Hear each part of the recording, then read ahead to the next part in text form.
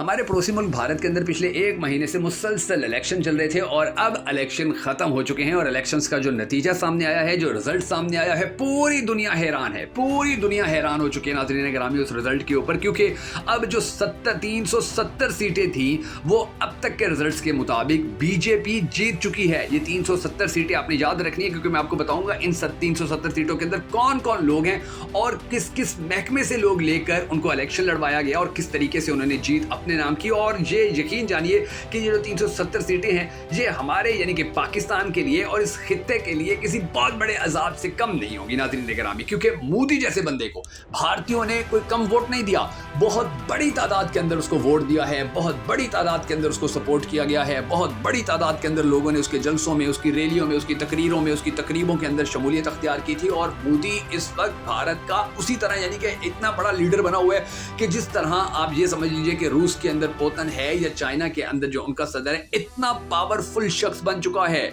मोदी ने इस इलेक्शन के अंदर जो अपनी दूसरी सियासी जमातें थी, मुखालिफ सियासी जमातें थी, उनको इतनी बुरी तरह उड़ा के रख दिया है, इतनी बुरी तरह उड़ा के रख दिया है कि अब आपको ना ही केजरीवाल का कहीं नाम सुनाई देगा, ना ही आपको राहुल गांधी का कहीं नाम सुनाई देगा। और इनको भी अब बहुत बुरी तरह ठोकू लगने जा रहा है। इनके नाम का जो किला अब ठोक दिया है मोदी ने, वो भी बड़ा दिलचस्प है, क्योंकि मोदी ने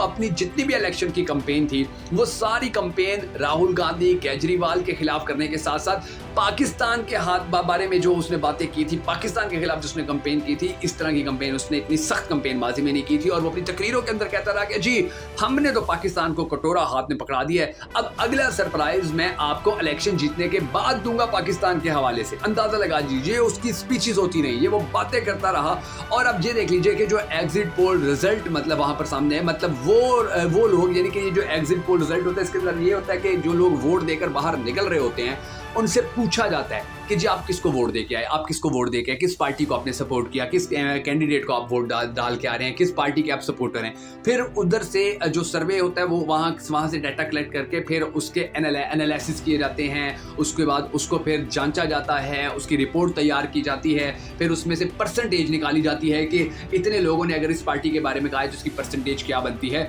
तो अब वो जो एग्जिट पोल रिजल्ट्स है वो यानी कि आप देखिए कि पिछला जो भारत का इलेक्शन होता है उसके अंदर भारत के इस इलेक्शन रिजल्ट के हवाले से एग्जिट पोल रिजल्ट ने कहा था कि बीजेपी ने 300 सीटें हासिल की हैं, मगर बीजेपी ने तो 300 से काफी ज्यादा यानी कि जब अभी भी देखें मुकम्मल रिजल्ट तो नहीं है, मुकम्मल रिजल्ट तो 2 दिन बाद भारत के अंदर आना है, लेकिन ये जो एग्जिट पोल रिजल्ट है ये भी ऑलमोस्ट मिलता जुलता होता है। जैसे उन्होंने कहा था कि 300 होंगी तो ये 300 से भी ज्यादा निकल आई थी पिछले इलेक्शन के अंदर, और अब जो कह रहे हैं कि 370 सीटें हैं तो ये आप यकीन जानिए 370 वो जो मोदी ने नारा लगाया था बार बार 400 का 400, इस बार 4, इस बार 4, तो अब वही काम होने जा रहा है। अब बिल्कुल ऐसा लग रहा है कि मोदी के पास 370 सीटें अब जो आई हैं ये 370 से भी बढ़ सकती हैं। और अगर ऐसा होता है तो सबसे पहली बात तो ये है कि मोदी भारत के अंदर कोई भी कानून बना सकेगा, उसके पास इतनी यानी कि 2/3 मेजोरिटी से भी ज्यादा उसके पास जो वोट है, जो उसके पास सपोर्ट है, कोई भी कानून लेके आएगा कोई उसको नहीं रोक सकेगा। वो अब बेसिकली अपने मुल्क के अंदर चीन वाला कम्युनिस्ट सिस्टम लाने जा रहे हैं। और उसने जितना भी ये इलेक्शन लड़ा उसके अंदर फिर उसने नारा किसके खिलाफ लगाया, पाकिस्तान के खिलाफ। बार बार कहता रहा पाकिस्तान को तो हमने अपनी मुट्ठी में लिया हुआ है, हम पाकिस्तान के अंदर जाते हैं। एक साफी ने उससे पूछा जी पाकिस्तान के अंदर ये जो लोग मारे जाते हैं जो भारत के खिलाफ, उसने कहा ये तो हम जाते हैं मार के आ जाते हैं, हमें कोई पूछ नहीं सकता, हमें कोई पकड़ नहीं सकता। उसने अंदाजा लगा लीजिए, उसने ये इनकार नहीं किया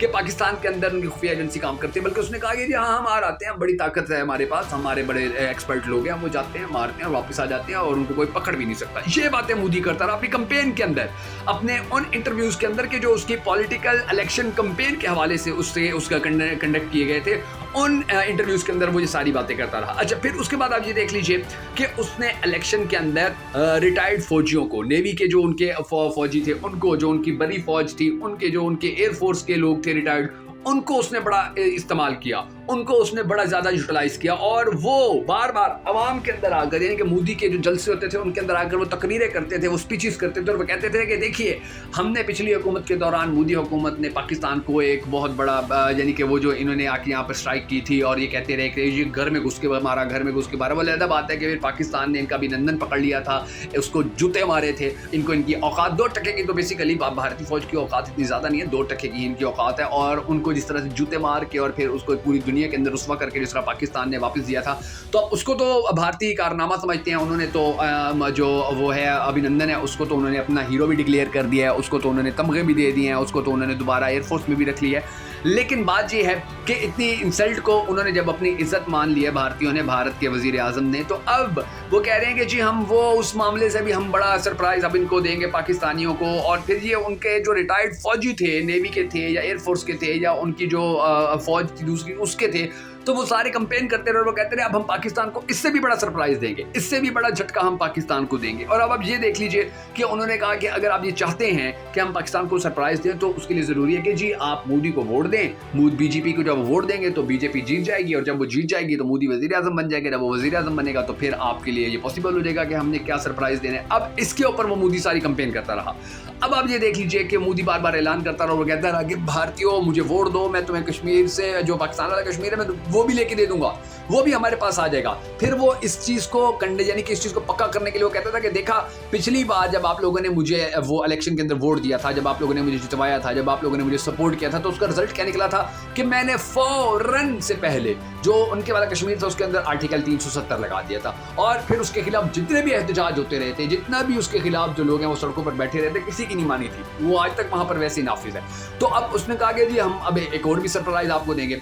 फिर जो अरविंद केजरीवाल है उसने पाकिस्तान की मिसाल दी थी, यानी कि जेल के अंदर उसको डाल दिया था। फिर वो जब जेल से निकला तो उसने पाकिस्तान की मिसाल दी, उसने कहा जी पाकिस्तान के अंदर जिस तरह से इमरान खान के साथ किया गया बिल्कुल वैसे सलूक मेरे साथ भी किया जाए। राहुल गांधी ने भी यही बातें की, उसने भी यही सारी कंपेन चलाई थी। और फिर जो मोदी ने इनका तोड़ निकाला था वो ये था कि इसने बहुत सारे रिटायर्ड फौजी उम्मीदवार मैदान में उतार दिए थे और उनको कहा था कि जी आप इलेक्शन लड़िए, और वो कंपेन भी करते रहे, पाकिस्तान के खिलाफ बातें भी करते रहे और इलेक्शन भी जीत गए। और अब वो जी सरप्राइज हम देंगे, बहुत बड़ा सरप्राइज देंगे। और आप याद रखिएगा कि अब तो ना ही भारत के अंदर कोई मीडिया आज़ादी होगी, ना ही वहाँ पर कोई अपोजिशन होगी। और मोदी बार बार एक चीज़ कह रहे हैं, वो कह रहे हैं 1947 के बाद से अब तक हमें जो चीज़ चाहिए थी, जो हमें टाइम चाहिए था, जो हमें मौका चाहिए था, जो हमें वक्त चाहिए था, जो हमें एक यानी कि बिल्कुल मौका महल चाहिए था पाकिस्तान के हवाले से कि पाकिस्तान कभी ना कभी तो कमज़ोर हो, कभी ना कभी तो हम इतने ताकतवर हो जाएंगे, हम इसको कुछ भी कर सकें। तो मोदी अपनी स्पीचेस के अंदर कहता रहा कि वो 1947 के बाद से लेकर आज तक अब वो मौका हमारे हाथ में आया है कि जब पाकिस्तान मुआशी तौर के ऊपर भी अदम इस्तेहकाम का शिकार है, सियासी तौर के ऊपर भी अदम इस्तेहकाम का शिकार है, पाकिस्तान के अंदर लोग सियासत के नाम के ऊपर एक दूसरे के साथ जिस तरह दस्तों गिरबां हैं, वहाँ का मीडिया जिस तरह से कैप्चर्ड है, वहाँ की अदालतें जिस तरह से कैप्चर्ड है, यानी कि लोग अदालतों पे भरोसा नहीं कर रहे हैं, वहाँ के जो अमन है उसको ख़राब करने के हवाले से जो कोशिशें भारतीय हुकूमत ने और भारत की खुफिया एजेंसियों ने तेज़ की हैं। तो वो कहता है कि ये देख लीजिए कि हमारे पास वो सारा मौका आ चुका है, वो सारा टाइम आ चुका है। अब हमारे पास बिल्कुल एग्जैक्ट वही टाइम है कि जिसका हम 1947 के बाद से इंतजार कर रहे थे पाकिस्तान के हवाले से। तो अब वो टाइम आ चुका है, तो अब हम सरप्राइज देंगे, अब हम बहुत बड़ा गिफ्ट देंगे पाकिस्तानी कौम को और भारतीय कौम को। और इस गिफ्ट और इस सरप्राइज का जो खुशी है वो भारतीयों को होगी और जो दुख है वो पाकिस्तानी कौम को होगी। अपनी तकरीरों के अंदर वो बार बार कहता रहा, यानी कि पहले भी वो एंटी पाकिस्तान बहुत ज़्यादा तकरीरें करता था या उसकी सियासत वैसे ही एंटी पाकिस्तान एंटी मुसलमान चल रही थी, लेकिन अब तो उसने अपनी सारी स्पीचेस जो थी, अपनी सारी तकरीरें जो थी, फिर आप ये देख लीजिए कि अब इसका खित्ते के ऊपर क्या असर पड़ेगा। डेफिनेटली अब वो देखिए अपना जो इलेक्शन जीत चुका है, अब वो कोई भी कानून बना सकते हैं। तो सबसे पहले तो वो अपने मुल्क के अंदर से जो अपोजिशन है उसको खत्म करेगा। जैसे केजरीवाल वगैरह को पहले तो आज़ाद हो गए थे, वो जेलों से निकल आया था, केजरीवाल जेल से निकल आया था, राहुल गांधी अपनी स्पीचेस करता रहा था। अब इनके लिए आप देखिएगा कितने मुश्किल हालात हो जाएंगे, क्योंकि मैंने आपको बताया कि वो चाइना वाला मॉडल अपने मुल्क के अंदर लाने जा रहा है कि one man army, one man यानी कि एक ही बंदा होगा जो पूरे भारत को चलाएगा, एक ही बंदा होगा जिसका फैसला अटल होगा, एक ही बंदा होगा कि जो बात वो करेगा वो डन हो जाएगी। लेकिन उसके बाद आप ये भी देख लीजिए कि अब वो अपना जो उसका नाइब है वो उसके लिए भी, अमित शाह के लिए भी वो बहुत बड़े पैमाने के ऊपर काम कर रहे हैं, क्योंकि अब वो उसकी उम्र हो गई है, यानी कि अब उसके पास ज़्यादा से ज़्यादा 2-4 महीने या 1-2 साल ही रह गया मोदी के पास, उसकी फिर उम्र वो ओवर एज हो जाएगा, उसको सियासत से भारतीय कानून के मुताबिक हटना पड़ेगा। तो उसके बाद वो जो भी उसका जानशीन होगा वो तो फिर उससे भी ज़्यादा एक्सट्रीम के ऊपर होगा, वो तो उससे भी फिर ज़्यादा। और फिर भारतीयों ने जो अरविंद केजरीवाल था या जो राहुल गांधी था, फिर फिर उन्होंने उनके जितने भी नारे थे, फिर उन नारों को उन्होंने एक्सेप्ट ही नहीं किया। उन नारों को उन्होंने फिर हवा में उड़ा दिया और उन्होंने कहा कि जी नहीं, बिल्कुल भी कि हम भारत, आप ये देखिए कि मोदी ने भारत को सपोर्ट कितना कर दिया, या मोदी ने भारत को तरक्की कितनी दी है कि जहाँ पर देखिए कितने बड़े बड़े बिजनेसेस आ चुके हैं, कितना बड़े पैमाने पे लोगों को रोजगार मिल रहा है, यहाँ की जो आईटी है वो कहाँ तक पहुँच चुकी है। तो वहाँ की आवाम ने ये सारा कुछ देख के, इन सारी चीज़ों को ऑब्जर्व करके उन्होंने मोदी को जितवाया है। लेकिन जो मोदी है, अब उसकी जो कंपेन थी, अब वो अपनी कंपेन को सच्चा करने के लिए कुछ भी ऐसा सरप्राइज करेगा, यानी कि जो पाकिस्तान के अमन के लिए भी खराब है, खित्ते के अमन के लिए भी खराब है। देखना यह कि अल्लाह तबारक व तआला पाकिस्तान के हालात के ऊपर रहम फरमाए कि आने वाला वक्त जो है वो भारतीयों के लिए कैसा होता है और इस खित्ते के लिए कैसा होता है। अगर आपको हमारी वीडियो पसंद आई और आप हमारी मजीद इस तरह की वीडियो देखना चाहें तो हमारे फेसबुक पेज मेगा फैक्ट्स को फॉलो करके हमारी इस वीडियो को लाइक और शेयर कर दीजिए। और अगर आपने हमारी ये वीडियो हमारे यूट्यूब चैनल के ऊपर देखी है तो हमारे यूट्यूब चैनल को सब्सक्राइब करके हमारे इस वीडियो को लाइक जरूर कर दीजिएगा।